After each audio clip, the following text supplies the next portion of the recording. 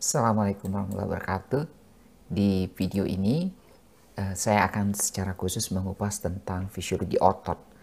Nah, ini merupakan kelanjutan dari apa yang kita kenal dengan sistem saraf tadi. Jadi kinerja sistem saraf tidak terlepas dari bagaimana dia atau sistem saraf ini dimediasi, perintah-perintahnya dilaksanakan oleh efektor, dan efektor utama dari tubuh kita adalah otot. Maka pada bagian ini kita akan berbicara bagaimana proses-proses yang terjadi pada otot secara fisiologi, dan bagaimana otot berkontraksi dan relaksasi, dan bagaimana juga koneksi atau keterkaitan antara otot dengan sistem saraf. Jadi dengan mengikuti perkuliahan ini, nantinya mahasiswa diharapkan dapat memahami dengan baik sehingga tercermin dari kemampuannya dalam menjelaskan secara rinci karakteristik dari fungsional otot, kemudian bagaimana hubungan neuromuskular atau keterkaitan antara neuron dengan muscle dengan otot, lalu bagaimana mekanisme kontraksi otot dan relaksasinya yang melibatkan unit-unit kalsium, kemudian perubahan potensial aksi pada otot, dan juga bagaimana otot ini bisa memanfaatkan sumber-sumber energi sebagai dasar untuk digunakan dalam aktivitasnya. Dan tentunya nanti mahasiswa dapat memberikan contoh-contoh yang tepat mengenai fenomena-fenomena yang terkait dari aktivitas otot ini dalam kehidupan sehari-hari, baik pada hewan maupun manusia. Kita akan memulai dari mencermati bagaimana kenyataannya bahwa otot itu merupakan massa yang sangat besar menjadi porsi dari tubuh kita. Baik pada hewan juga seperti itu gitu ya. Di seluruh bagian tubuh kita itu kita bisa menemukan begitu banyak otot gitu ya, penyusunnya adalah otot. Nah, ketika kita cuplik satu bagian dari otot, misalnya otot dari bisep kita atau tricep kita yang terdapat di pangkal lengan kita, maka kita akan menemukan bahwa ternyata dia terdiri dari kumpulan atau bundle dari serabut-serabut otot. Nah, serabut-serabut otot ini yang dikenal dengan muscle cells atau sel-sel otot itu sendiri. Nah, ketika satu serabut ini, satu muscle fiber ini kita cuplik, kita ambil, kemudian kita amati, dan ternyata dia merupakan satu kesatuan sel gitu ya. Jadi satu sel, di sana terdapat membrannya, membran sel otot, kemudian terdapat nukleus, lalu kemudian di dalamnya itu terdapat myofibril. Jadi filamen-filamen kontraktil yang terdiri dari myofibril yang merupakan banyak sekali myofibril dalam satu sel atau serabut otot itu. Nah, ketika myofibril ini kita zoom lagi, kita ambil satu saja, satu myofibril, maka kita akan melihat bahwa pada myofibril itu terdapat unit-unit spesifik yang kita bisa lihat terutama terdiri dari filamen-filamen, yaitu filamen tebal yang dikenal dengan filamen myosin dan filamen tipis yang dikenal dengan filamen aktin. Oke, jadi ketika kita fokus kepada satu porsi dari myofibril tadi, kita akan melihat bahwa filamen-filamen itu tersusun sedemikian rupa, baik filamen aktin dengan filamen myosinnya itu berselang-seling, dan terdapat zona-zona spesifik. Ada yang dikenal dengan garis M, kemudian garis Z, kemudian ada zona H, kemudian ada pita. Ada pita I, ada pita A gitu ya. Jadi ini merupakan secara struktural dan fungsional pembagian dari myofibril pada otot tersebut. Nah, ini secara spesifik kalau kita lihat, misalnya IBEN itu dia didominasi oleh filamen tipis, yaitu filamen aktin. Sedangkan A atau pita A itu terdiri dari filamen tebal, filamen aktin yang juga berselang-seling dengan filamen atau beroverlapping dengan filamen tipis aktin gitu ya. Nah, di sini kita juga melihat ada daerah yang merupakan cross bridge atau keterpautan silang antara ikatan silang lah kurang lebih antara filamen aktin dengan filamen miosin itu. Dan terdapat zona-zona seperti tadi yang sudah kita sampaikan. Ketika kita zoom di bagian spesifik di sini di mana terdapat cross bridge atau keterpautan silang antara filamen aktin dan miosin, lalu kita akan melihat secara mendetail bahwa ini merupakan filamen miosin yang tebal dan terdapat kepala miosinnya. Lalu kemudian di filamen aktin yang tipis itu terdapat molekul-molekul aktin, lalu kemudian membentuk struktur helix seperti manik-manik yang membentuk struktur helix. Lalu kemudian ada tropomyosin yang juga mengikuti helix aktin, dan juga di bagian permukaan tropomyosin ini terdapat troponin gitu ya. Nah, kalau kita zoom lebih spesifik lagi, jadi dari anyaman tadi yang terdiri dari filamen aktin, filamen miosin dan filamen aktin itu, kita akan melihat bahwa di sini terdapat miosin, kompleks miosin, jadi ada kepalanya, dan kepalanya ini bisa mengalami perubahan konformasi dari bentuk yang tidak aktif seperti ini tertekuk menjadi stroke ya gitu ya, menjadi bentuk yang aktif gitu ya, sehingga dia bisa nanti berikatan dengan protein aktin. Jadi ada helix aktin yang warna hijau di sini. Kalau di sini diwarnai dengan warna keemasan. Jadi ada aktin helix, kemudian ada tropomyosin yang seperti pitah panjang biru ini gitu ya. Kalau di sini tanda dengan warna orange. Nah, selain itu juga kita lihat ada unit ATP, unit ADP dan fosfat yang berikatan di kepala miosin ini. Nah, ini penting baginya untuk mempertahankan konformasi atau perubahan posisi dari filamen kepala miosin ini gitu ya. Nanti miosin ini akan berikatan dengan protein aktin ini. Dan di sana ada peranan ion kalsium, kemudian ada peranan ATP dan juga ion magnesium. Nah, bagaimana caranya otot ini dikendalikan? Tadi sudah kita sampaikan bahwa otot merupakan efektor atau pelaksana perintah, pelaksana tugas utama dari saraf. Jadi kalau ada informasi berupa tentu rambatan potensial aksi yang menjalar ke neuron motorik gitu ya, maka nanti di ujung terminal akson dari neuron motorik dia akan berasosiasi membentuk junctions dengan serabut otot maksud saya. Makanya dikenal dengan neuromuscular junctions. Jadi kalau kita bikin sketsa secara mendetail, ini merupakan ujung dari akson atau terminal aksons dari neuron motorik, kemudian yang tentunya akan membawa potensial aksi atau impuls dari neuron motorik dari sistem saraf gitu ya. Nah, kemudian di sisi sebelahnya adalah membran dari sel saraf, membran sel otot gitu ya, yang dikenal dengan motor implant. Jadi ini membran sel otot yang termodifikasi. Jadi di daerah di mana ditempeli oleh bukan ditempeli ya, di mana dia berasosiasi dengan ujung terminal akson neuron motoris ini, itu membrannya tidak polos tetapi membentuk lekukan-lekukan seperti ini termodifikasi. Ini dalam rangka memediasi nanti selain memperluas permukaan interaksi juga memediasi terbentuknya sinaps gitu ya. Nah, inilah sinaps yang bukan antara neuron dengan neuron tetapi antara neuron dengan membran sel otot. Nah, melalui inilah nanti sistem saraf akan bisa mengendalikan aktivitas otot gitu ya. Nah, ini dikenal dengan neuromuscular junctions.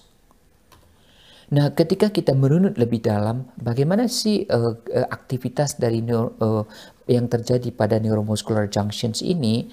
Jadi kita ingat kembali pada sinaps bahwa sinaps terdiri dari unit presinaps, Kalau di sini unit presinapsnya adalah ujung terminal aksons dari neuron motoris.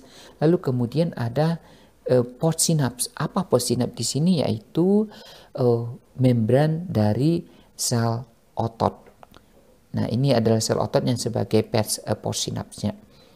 Nah, tentu ketika ada rambatan potensial aksi yang menjalar di neuron motoris dan akan berakhir di akson, terminal akson ini, maka potensial aksi itu akan menyebabkan terbukanya saluran kalsium yang dikenal dengan voltage gated calcium channels atau saluran kalsium yang akan terbuka ketika adanya perubahan potensial aksi, adanya tegangan potensial berbeda gitu ya. Maka ketika saluran kalsium terbuka, kita tahu bahwa kalsium itu konsentrasinya tinggi di lingkungan ekstraseluler. Maka ketika dibukakan salurannya, kalsium akan menuruni gradien konsentrasi. Dia akan masuk ke dalam terminal akson ini. Maka ketika kalsium di dalam sini membludak meningkat dengan tinggi, maka dia akan memediasi, akan menyebabkan vesikel-vesikel yang berisi neurotransmitter ini akan bermobilisasi menuju ke terminal akson ini, bagian ujung terminal akson ini. Dan nantinya akan memicu adanya fusi antara vesikel atau kantong yang berisi neurotransmitter dengan membran dari akson ini, sehingga nanti neurotransmitternya akan mengalami eksositosis, akan dilepaskan di celah sinap di sini. Untuk apa? Supaya neurotransmitternya nanti akan dapat berinteraksi dengan reseptornya, di mana reseptornya adalah di permukaan membran sel otot itu. Lalu khusus untuk sel otot, apa sih neurotransmitternya? Itu asetilkolin. Jadi bukan neurotransmitter lain, tapi neurotransmitter asetilkolin. Nah, asetilkolin yang dilepaskan ini nanti akan menempel pada reseptornya di membran sel otot ini. Reseptornya bernama nicotinic acetylcholine receptors. Jadi reseptor khusus untuk asetilkolin. Nah, asetilkolin ini berinteraksi dengan reseptornya. Apa gunanya gitu ya? Jadi ketika dia berinteraksi, dia akan memicu terbukanya saluran sodium, saluran ion Na. Jadi Na di sini juga dikenal dengan saluran yang tergantung kepada ligan. Jadi ligan gated sodium channels atau saluran ion sodium yang terbuka ketika ada ligan yang berupa, tentu kalau di sini neurotransmitter asetilkolin yang menempel pada salah satu sisi dari channel tersebut. Maka dengan konsekuensi dari menempelnya asetilkolin pada reseptornya, maka terbuka saluran sodium di membran sel otot ini, maka sodium akan masuk, karena kita tahu sodium itu konsentrasinya juga tinggi di lingkungan ekstraseluler. Maka masuknya ion sodium di dalam itu akan memicu meningkatnya muatan positif di dalam sitoplasma sel otot, sehingga terjadi peningkatan potensial aksi. Jadi yang tadinya polar akan meningkat menjadi depolarisasi, menjadi status depolar karena muatannya menjadi sangat positif di dalam di sana. Nah, inilah akan menenggarai terjadinya depolarisasi pada otot itu sendiri gitu ya, pada sitoplasma, pada sel otot itu sendiri. Nah, di sini kita lihat ada asetilkolin esterase. Ini adalah enzim yang kita tahu pada bagian akhir dari penjelasan tentang sistem saraf, saya sudah menyampaikan bahwa ada enzim yang berperan penting nanti untuk menghilangkan atau melakukan aksi removal terhadap neurotransmitter yang dilepaskan di sini. Karena kalau neurotransmitternya terus ada di sini, maka dia akan terus berinteraksi dengan reseptornya. Konsekuensinya dia akan terus memediasi terjadinya potensial aksi di sel otot ini, maka itu berbahaya. Jadi ototnya akan mendapat stimulasi terus-menerus, akan mendapatkan rambatan potensial aksi terus-menerus, sehingga otot akan berkontraksi terus-menerus gitu ya. Nah, ini berbahaya gitu ya. Maka harus ada mekanisme penghilangan dari neurotransmitter asetilkolin yang dimediasi oleh enzim asetilkolin esterase. Selain juga kita tahu bahwa mekanisme penghilangan ini juga akan ada proses reuptake gitu ya, jadi asetilkolinnya akan diserap kembali oleh terminal akson atau dia didifusi atau dihanyutkan, dijauhkan dari zona ini gitu ya, melalui cairan ekstraseluler. Nah, ini merupakan gambaran dari apa sih konsekuensinya, bagaimana caranya ketika potensial aksi telah terjadi di membran sel otot akibat neurotransmitter tadi gitu ya, neurotransmitter berinteraksi dengan reseptornya, lalu sodium masuk ke dalam membran sel otot, lalu terjadi depolarisasi, terbentuk potensial aksi. Nah, potensial aksi ini akan menjalar, menuruni, memasuki T-tubules. Jadi ada struktur khusus di membran sel otot ini yang dikenal dengan T-tubules. Jadi dia seperti saluran yang berbentuk huruf T. Nah, ini di T-tubules inilah menjalar potensial aksi dari suatu posisi ke posisi lain, yang pada akhirnya dia akan memicu terbukanya saluran kalsium. Nah, ini lagi-lagi terlibat channel kalsium gitu ya. Channel kalsium atau calcium channels yang dia hanya akan terbuka kalau ada perubahan potensial aksi. Jadi voltage gated calcium channels. Nah, akibat terbukanya voltage gated calcium channels, maka kalsium yang tadinya disimpan di retikulum sarkoplasmik atau retikulum endoplasmiknya otot, itu dikenal dengan retikulum sarkoplasmik. Jadi kalsium disimpan di sana sebagai reservoirnya, sebagai kantong-kantong kalsiumnya. Karena salurannya terbuka, maka dia akan dimobilisasi, dia akan dipompa keluar di sini. Dipompa keluarnya kemana? Ya ke sitoplasma sel otot. Nah, dengan dipompanya kalsium di luar, maka kalsium meningkat. Selain tadi juga karena perubahan potensial aksi, saluran kalsium yang berada di membran sel otot juga terbuka, maka kalsium dari lingkungan ekstraseluler juga meningkat. Maka meningkat sangat tinggi kalsium di sini karena yang dari cairan ekstraseluler juga masuk karena gerbangnya terbuka.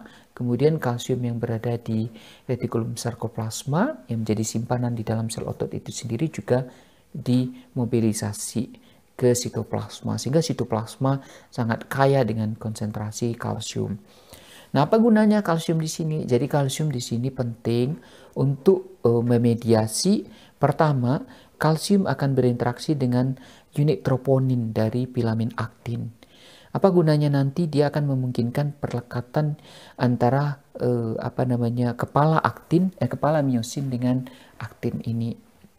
Kemudian kalsium juga penting untuk mengaktifkan enzim ATPase di kepala miosin ini, sehingga ADP dan fosfat itu akan dapat berlekatan dengan kepala miosin itu, yang menyebabkan kepala miosin itu dapat melakukan pergerakan ya, melakukan mobilisasi, perubahan konformasi. Sehingga nanti kalau terjadi perlekatan antara kepala miosin dengan protein aktin, maka di sanalah akan memicu terjadinya kontraksi otot. Jadi di sini kita melihat bagaimana mekanisme secara seluler terjadinya kontraksi otot yang melibatkan depolarisasi membran, kemudian mobilisasi kalsium, lalu kemudian interaksi antara aktin dengan kepala miosin ini. Lalu bagaimana terjadinya dengan kontraksi gitu ya? Terjadi kontraksi. Jadi ketika maksud saya dengan relaksasi. Jadi ketika telah terjadi kontraksi, lalu kemudian nanti akan ada penghentian depolarisasi gitu ya. Jadi membrannya tidak lagi terdepolarisasi, lalu kemudian kalsium akan reabsorpsi kembali, dimasukkan lagi ke dalam retikulum sarkoplasma, dan saluran kalsium yang di membran tertutup. Maka konsekuensinya konsentrasi kalsium di dalam sitoplasma sel otot turun drastis. Nah, dengan turunnya konsentrasi itu, maka tidak ada aktivitas yang memediasi, tidak ada kalsium yang memediasi tereksposnya sisi aktif dari aktin yang bisa berlekatan dengan miosin. Dan kemudian di sisi lain bahwa dengan tidak adanya kalsium atau turunnya kadar kalsium, maka aktivitas ATP-AC yang tadinya menyebabkan ADP dan P itu menempel itu juga hilang gitu ya. Maka nanti akan terlepaslah ikatan antara kepala miosin dengan aktin di sini, dan itu akan memicu terjadinya relaksasi dari otot. Jadi ada mekanisme kontraksi dan mekanisme relaksasi dari otot itu. Nah, ketika kita secara spesifik menilik atau menzoom gitu ya kepada aktivitas yang terjadi, interaksi yang terjadi antara kepala miosin dengan protein aktin di sini, kita bisa melihat bahwa ketika kalsium menempel pada bagian troponin di sini, maka nanti akan tereksposlah sisi aktif dari protein aktin sehingga dia bisa menempel dengan kepala miosin ini. Nah, kepala miosin itu akan ditempeli oleh ADP dan fosfat yang menyebabkan dia bisa melekat dengan kuat dan mengalami perubahan kontraksi gitu, perubahan konformasi dari seperti lurus, maka dia akan seperti ini gitu, berlekuk gitu ya. Nah, nanti kepala miosin ini dengan adanya pelepasan fosfat dan ADP itu akan menyebabkan dia terseret gitu, akan menyebabkan dia mengalami perubahan konformasi yang sangat hebat. Jadi dari seperti ini dia akan berlekuk. Nah, ketika dia berlekuk ini dia akan menyeret filamen aktin ini ke belakang gitu ya, ke posisi dia bergerak. Nah, itu bisa menyebabkan terseretnya filamen aktin gitu ya. Sehingga dikenal dengan kondisi yang dikenal dengan power stroke. Jadi benar-benar ada gaya yang menarik aktin di sana gitu ya. Jadi karena miosin tadi yang menempel, kemudian dia akan menyeret aktin itu ke suatu posisi berikutnya. Nah, kemudian ketika nanti ADP dan fosfat ini kemudian tidak lagi berinteraksi dengan kepala miosin, maka datangnya ATP itu akan memicu terlepasnya ikatan antara aktin dengan miosin ini gitu ya. Maka kepala miosin ini akan terlepas sehingga akan terjadi relaksasi. Nah, kalau kita zoom lagi secara lebih mendetail, jadi ini merupakan kepala miosin tadi atau miosin kompleks, dan ketika ada aktivitas ATP-AC di sini, maka kepalanya itu dari berlekuk akan melurus seperti ini sehingga dia akan dapat berinteraksi menempel kepada protein aktin. Nah, ini yang seperti manik-manik ini adalah protein aktin yang membentuk struktur helik dan dia dikemas oleh tropomyosin juga di sana gitu ya. Nah, di sana di permukaan tropomyosin ini juga terdapat troponin. Nah, troponin inilah nanti tempat menempelnya kalsium. Selain itu juga terlibat ATP, kemudian ion kalsium dan ADP dan fosfat dan juga ion magnesium. Kita akan mendemonstrasikan, jadi ini merupakan animasi bagaimana kepala miosin itu menempel kepada aktin gitu ya. Jadi ketika miosin itu berubah posisinya dari melekuk inaktif menjadi aktif gitu ya, dia berbentuk lurus, maka dia akan memungkinkan berikatan dengan protein aktin pada filamen aktin ini. Nah, mengapa filamen aktin bisa terekspos? Kalau kita lihat di bagian troponin yang berwarna pink ini, bahwa ketika troponin, ketika filamen aktin, ketika kepala miosin akan menempel, maka kita lihat ini peran kalsium di sini nampak. Jadi yang kuning ini kalsium menempel pada troponin, maka akibatnya nanti dia akan berubah formasi dari troponin itu sehingga sisi di mana tempat filamen miosin atau kepala miosin itu menempel ke aktin itu terbuka. Sehingga terdapatlah tempat di mana kepala miosin bisa menempel di aktin gitu ya. Jadi kalsium diperlukan di sana. Selain itu juga kita lihat bahwa di sini ada magnesium yang mendahului perlekatan supaya kepala kepala miosin ini bisa berubah konformasi menjadi struktur yang bisa menempel kepada protein aktin. Dan juga kita lihat ada ADP dan fosfat juga penting. Dan ketika ada ATP yang menempel di sana, maka dia akan memicu perlepasan ikatan antara kepala miosin dengan protein aktin ini. Nah, kemudian kita menilik lagi, kita akan mencoba menggali lebih dalam seperti apa sih peran kalsium ini. Selain tadi kita tahu dia mengekspos sisi aktif dari aktin dengan berikatan dengan troponin ini. Jadi ketika kalsium menempel pada troponin, maka dia akan bisa menyebabkan protein aktin itu terekspos sehingga dia bisa berikatan dengan kepala miosin ini. Kita lihat, jadi ketika tadi terjadinya perubahan potensial aksi, terjadi depolarisasi, maka saluran kalsium di membran sel itu akan terbuka. Maka kalsium dari lingkungan ekstraseluler akan masuk ke sitoplasma, dan saluran kalsium channel yang berada di retikulum sarkoplasma juga akan terbuka. Maka kalsium yang banyak di retikulum sarkoplasma akan keluar, akan diremobilisasi. Maka nanti sitoplasma di sel otot akan dipenuhi oleh kalsium. Nah, kalsium di sitoplasma sel otot dia akan berikatan dengan protein kalmodulin. Jadi kalmodulin ini awalnya dia berikatan dengan fosfat, tetapi kalau ada kalsium, maka kalsium akan mengikat dia sehingga dia akan mengalami defosforilisasi. Jadi fosfatnya dikeluarkan, maka kalsium akan membentuk kompleks ikatan dengan kalmodulin. Nah, kompleks ikatan yang terdiri dari kalsium dengan kalmodulin ini penting dalam mengaktifasi enzim. Enzim apa yang kita kenal dengan MLCK gitu ya. Jadi myosin light chain kinase. Jadi enzim yang merupakan mengaktifasi ikatan atau gugus rantai ringan dari myosin nantinya. Jadi MLCK ini nanti dia berperan dalam mengaktifkan myosin. Myosin yang tidak aktif adalah myosin yang kepalanya itu berlekuk gitu ya, seperti ini. Lalu kemudian dengan jasa bantuan enzim MLCK ini, dia akan teraktivasi karena mengapa? Dia akan membantu fosforilasi. Jadi penambahan gugus fosfat pada kepala myosin itu.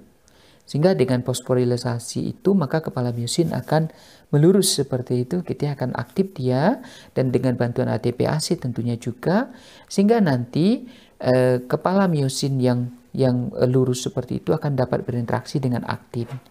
Sehingga kepala myosin akan menempel pada aktin, dan kemudian akan terjadi konformasi yang kita kenal tadi dengan stroke gitu. Jadi akan ada cross bridge atau ikatan silang antara kepala myosin dengan aktin ini. Nah, itulah dasar dari terjadinya kontraksi. Nah, ini merupakan gambaran bahwa tadi ya ada namanya teori sliding filament, bahwa ketika terjadinya sliding atau kontraksi tadi, bahwa yang berkontraksi itu adalah zona yang kita kenal dengan I-band gitu ya. Sedangkan zona A-band yang terdiri dari ikatan silang antara aktin dan myosin ini posisinya konstan. Kita melihat bahwa otot itu memiliki kemampuan untuk distimulasi oleh potensial aksi saraf, maka dikenal dengan eksitabilitas. Jadi otot ketika terdapat stimulasi dari neuron motoris tadi yang sudah kita bahas, maka otot akan juga mengalami depolarisasi. Maka ketika potensial membran dari otot itu meningkat, dari yang tadinya resting menjadi depolar, dan kemudian repolar kita lihat seperti ini, maka nanti akan terjadi yang namanya twitch atau aktivitas kontraksi otot. Jadi kontraksi otot itu fasenya ada fase laten di mana otot belum berkontraksi karena baru saja terjadi depolarisasi membran sel otot. Nah, setelah itu akan terjadi kontraksi yang tadi ya, karena akan terjadi ikatan antara filamen aktin dengan filamen maksud saya dengan kepala miosin itu gitu ya. Jadi terjadi kontraksi, lalu setelah kontraksi akan terjadi relaksasi. Jadi satu kesatuan kontraksi relaksasi itulah yang dikenal dengan satu twitch. Nah, bagaimana kalau seandainya jadi satu aksi potensial, satu stimulus aksi potensial, satu gelombang aksi potensial akan menimbulkan satu unit kontraksi dan relaksasi. Tetapi bagaimana kalau aksi potensial ini bisa ganda, misalnya 2? Nah, itu akan terjadi sumasi. Jadi akan terjadi semacam penjumlahan. Jadi kalau misalnya satu aksi potensial datang, gelombang aksi potensial datang, maka otot akan berkontraksi, lalu seharusnya dia akan relaksasi. Tetapi kemudian akan datang gelombang potensial aksi berikutnya. Maka belum selesai dia menyelesaikan relaksasi, maka akan terjadi kontraksi baru. Yang kontraksinya ini merupakan meningkat gitu ya. Jadi ada sum. Kekuatan kontraksinya akan lebih tinggi lagi. Belum sempat relaksasi. Jadi kekuatan kontraksinya akan semakin tinggi kalau terjadi stimulasi berikutnya. Nah, semakin frekuens, semakin sering stimulasi terjadi, jadi akibat depolarisasi tadi, maka ini akan terus menerus. Jadi kontraksinya itu akan terus meningkat, akan ada sum, tidak akan ada relaksasi sempurna gitu ya. Yang pada akhirnya akan memuncak. Jadi akan terjadi kontraksi yang berdurasi lama. Nah, itulah yang kita kenal dengan nanti kasus tetanus gitu ya. Jadi kalau stimulasi terus-menerus terjadi depolarisasi yang terus-menerus pada membran sel otot, seperti tadi misalnya akibat neurotransmitter asetilkolinnya gagal dihilangkan, maka akan terus terjadi depolarisasi di sana, maka itu akan berbahaya. Karena mengapa? Otot akan berkontraksi secara konstan, tidak ada relaksasi. Nah, itu kejang gitu ya. Nah, ini kita lihat bagaimana keterkaitan antara depolarisasi atau potensial aksi yang terjadi pada saraf dan juga pada membran sel otot dengan kontraksi dari otot itu sendiri. Selanjutnya kita kenal ada namanya periode refraktori. Apa itu periode refraktori? Yaitu periode di mana otot itu tidak akan terpengaruh aktivitas kontraksinya walaupun ada stimulus baru yang datang gitu ya. Nah, periode refraktori pada otot lurik itu sangat singkat, yaitu beberapa milisekund saja gitu ya. Jadi ini yang biru ini merupakan tegangan potensial atau potensial aksi, yang merah ini merupakan kontraksi otot. Jadi ketika ada perubahan potensial aksi pada membran sel otot, terjadi repolarisasi, maka nanti otot akan mengiringinya dengan kontraksi dan kembali relaksasi. Itu pada otot lurik. Jadi periode refraktorinya, periode di mana dia akan mengabaikan, di mana kontraksi tidak akan terjadi ketika ada stimulus baru datang gitu ya. Jadi dia selesaikan dulu responnya terhadap potensial aksi ini, lalu kemudian baru pada periode berikutnya dia akan merespon. Nah, beda dengan otot jantung. Jadi otot jantung itu potensial aksinya polanya berbeda. Potensial aksi otot jantung itu berlangsung lama. Kita lihat di sini, ini fase laten, tidak ada terjadi masih fase polar. Lalu kemudian terjadi depolarisasi, ada potensial aksi. Lalu kemudian seharusnya dia akan repolar segera. Tetapi di sini ada delay, memperpanjang waktu. Sehingga butuh durasi lama baru dia kembali ke fase awal, fase polar pada membran sel otot jantung itu. Jadi otot jantung itu memiliki karakter yang spesifik gitu ya. Nah, ini jadi untuk satu kegiatan ini satu fase kontraksi dan relaksasi. Lalu apa untungnya ini gitu ya? Jadi untungnya adalah bahwa kita kenal dengan periode refraktori tadi adalah periode di mana suatu otot akan tidak terpengaruh dengan stimulus berikutnya yang datang. Gitu. Jadi bayangkan seperti ini ya. Ini merupakan sel otot lurik ya. Otot lurik. Jadi otot lurik itu memiliki periode refraktori atau periode di mana dia tidak akan berkontraksi ketika ada stimulus baru yang datang. Jadi ini ada stimulus awal, lalu kemudian terjadi kontraksi, terjadi depolarisasi, kemudian depolarisasi, maka otot akan berkontraksi. Satu kali kontraksi, dan disertai relaksasi. Nah, bayangkan dengan periode refraktori yang singkat ini kemudian akan datang stimulus, jadi tanda panah-panah ini stimulus berikutnya. Maka akan terjadi sumasi, akan terjadi kontraksi yang terus meningkat dengan kekuatan yang pada akhirnya akan terjadi tetanus. Itu terjadi pada sel otot.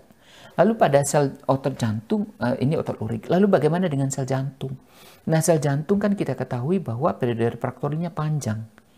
Jadi pada selama periode ini mau berapapun stimulus diberikan, berapa kali pun stimulus diberikan selama periode ini, maka kontraksi otot jantung tidak akan terpengaruh. Jadi kontraksinya tetap single seperti itu. Terjadi satu kontraksi, kemudian datang, dia selesaikan dulu relaksasinya, lalu kemudian baru muncul lagi kontraksi kalau ada stimulus baru. Nah, ini penting supaya otot jantung kita itu tidak mengalami tetanus. Jadi otot jantung itu tidak akan pernah mengalami kejang gitu ya. Karena dia akan kontraksi relaksasi terus menerus. Nah, selanjutnya pada bagian akhir kita akan berbicara tentang dari mana sumber energi dari otot ini untuk berkontraksi. Karena tadi kan pada proses kontraksi kan diperlukan ATP. Dari mana sumber ATP-nya? Jadi sumber ATP dari energi otot untuk otot itu, pertama ya tentu ada cadangan ATP yang ready to use, tapi itu sangat sedikit. Jadi otot ketika mau berkontraksi, mau beraktivitas, tentu otot ATP yang ada langsung digunakan gitu, dihidrolisis gitu ya, dikeluarkan, maka akan ada energi yang dilepaskan. Tetapi ATP, cadangan ATP sangat terbatas. Lalu kemudian dari mana? Jadi otot akan segera menggunakan sumber energi yang ready to use berikutnya yang dikenal dengan kreatinin fosfat. Kreatinin fosfat itu ada di sekitar otot, sekitar sel otot, maka itulah yang akan digunakan di dalam sitoplasma gitu ya. Sitoplasma sel otot. Karena dia satu step saja, single step only. Jadi kreatinin fosfat itu ketika dia dirubah oleh kreatinin kinase, maka dia akan menjadi kreatinin dan ATP. Ya, ATP-nya akan digunakan oleh otot. Tetapi ini tidak akan berlangsung lama, hanya beberapa sekon saja. Lalu apa sumber energi berikutnya yang digunakan oleh otot adalah sumber energi dari glikolisis, yaitu glukosa. Jadi glukosa yang diperoleh dari gula darah, glukosa yang dari darah, atau glukosa yang hasil pemecahan glikogen yang ada di otot itu sendiri. Maka dari glikolisis di sitoplasma sel otot itu akan dihasilkan 2 molekul ATP dan piruvat gitu ya. Dan juga nanti piruvat ini apakah dia akan menghasilkan asam laktat atau kemudian dimanfaatkan sebagai untuk respirasi aerobik, itu tergantung kepada ketersediaan oksigen. Nah, ini ceritanya sudah cerita di biokimia gitu ya.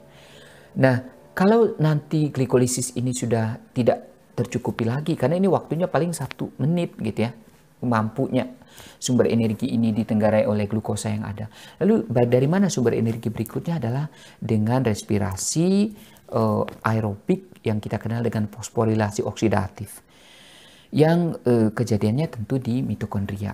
Jadi di sini akan dimanfaatkan gula, kemudian asam piruvat dari produk glikolisis tadi, kemudian asam lemak dan juga asam amino. Sehingga akan dihasilkan ATP dalam jumlah banyak, akan dihasilkan juga karbon dioksida dan air gitu ya.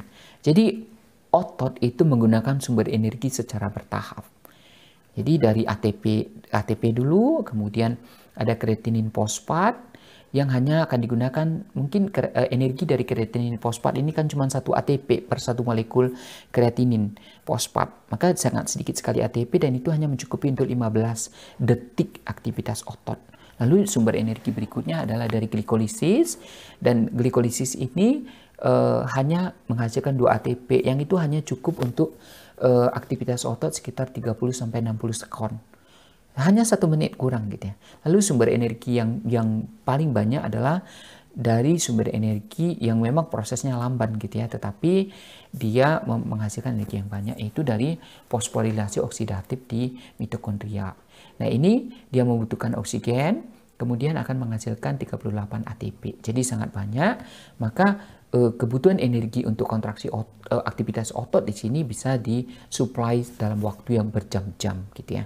Jadi bisa untuk kalau kita berolahraga misalnya, jadi pada detik-detik pertama kita masih menggunakan kreatinin fosfat, tapi kemudian setelah 1 menit kita menggunakan sampai 1 menit berikutnya kita menggunakan glikolisis, yaitu energi dari glikolisis ya, dari glukosa. Lalu berikutnya lagi ketika kita terus berlari sejam kemudian gitu ya, yang kita gunakan adalah ATP dari respirasi aerobik fosforilasi oksidatif di otot. Nah, ini merupakan gambaran dari timeline pemakaian energi tadi. Jadi, pertama kita tentu akan memakai ATP yang ada, lalu kemudian pada detik-detik 15 detik pertama kita akan memakai ATP dari pemecahan kreatinin fosfat. Lalu kemudian setelah itu habis akan dilanjutkan dengan glikolisis yang hanya bertahan selama 1 menit. Lalu apa yang lebih dominan? Selanjutnya akan dilanjutkan oleh sumber energi dari fosforilasi oksidatif di mitokondria.